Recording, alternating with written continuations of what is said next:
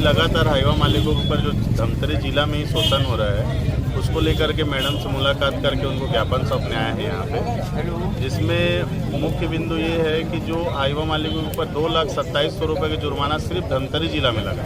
पूरे प्रदेश में कहीं भी ये 2,27,000 रुपये का जुर्माना है ही नहीं, सिर्फ धमतरी जिला में हो रहा है। इसीलिए पूरे संगठन के लोग प्रदेश से धमतरी जिला में ही ज्ञापन सौंपे के यहाँ पूरे प्रदेश की टीम इकट्ठी है और लगभग सारे जिला के लोग पदाधिकारी सदस्य यहाँ पर उपस्थित हैं।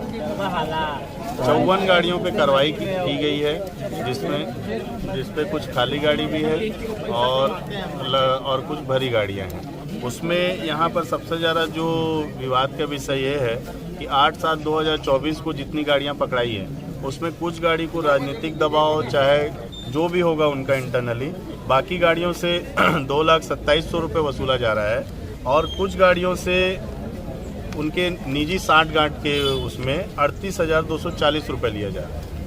तो हमारा विरोध यही है कि यदि आप 38,420 रुपये की बाकी गाड़ियों से ले रहे हो तो फिर बाकी दूसरी गाड़ियों से 2,27,000 रुपये क्यों ले रहे हो? और सिर्फ धमतरी जिला में ही ऐसा कौन सा कानून है कि 20 दिन के बाद ही गाड़ियों को फाइल मूव किया जाएगा?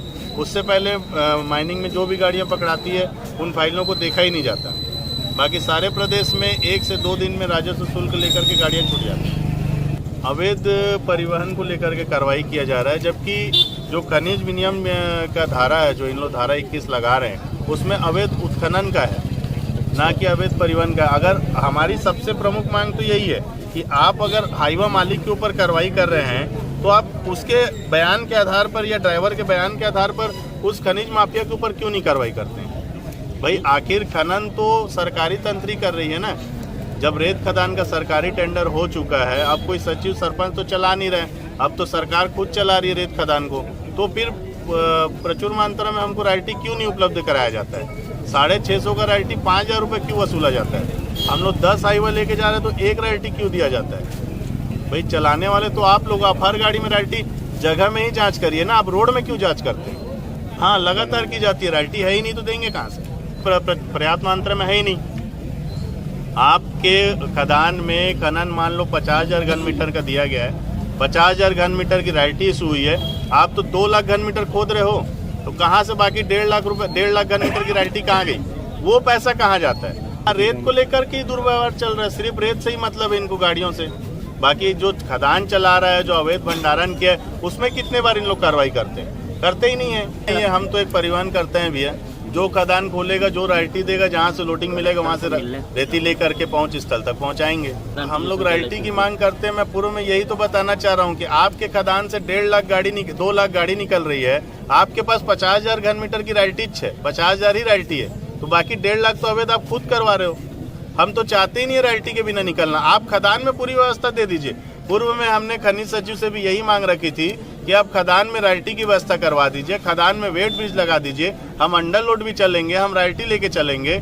हम तो पूरी तरीके से सही रूप पे चलना चाहते हैं, लेकिन जब आप ही गलत करवा रहे हैं और उसके बाद जब भी आपको दबाव पड़ता है तो सिर्फ इजी मीट जो हम हाईवा मालिक है उन्हीं को पकड़ लिया जाता है। हम लोग प्रतिनिधि मंडल जाके मैडम से मिले थे, लेकिन मैडम से कोई भी संतोषजनक जवाब नहीं मिला और अभद्रतापूर्वक हमसे बात की गई।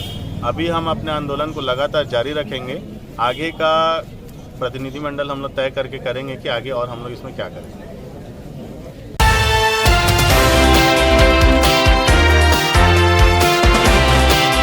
सबसे पहले इनकी जो मांग है कि पेनल्टी इनको नाजायज़ लग रही है। 10 जून के बाद से लगातार इलीगल माइनिंग चल रही है ज़िले में और उस पर लगातार हम कार्रवाई कर रहे हैं। हमारे लिए भी बर्दाश्त के बाहर है कि पूरा पुलिस प्रशासन, चाहे वो एसपी साहब का पूरा अमला हो या मेरा तहसीलदार, नायब तहसीलदार का पूरा अमला हो, रात रात जग के गाड़ियाँ पकड़ते हैं, फिर भी दिन में भी काम करते हैं। तो लगातार इलीगल काम अगर होगा तो पेनल्टी का रेट भी उसके अनुसार ऊपर जाएगा।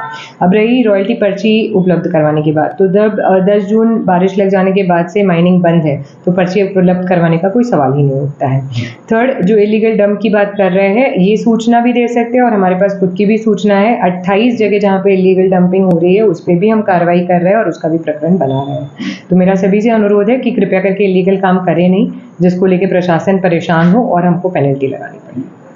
मैं अपनी सीट पे बैठी हूँ, किसी को खदेड़ के भगाने वाली मैं कोई नहीं होती हूँ। और अगर कोई इलीगल चोरी कर रहा है, माइनिंग कर रहा है, तो उसको किसी के ऊपर आरोप लगाने से पहले खुद सोच लेना चाहिए।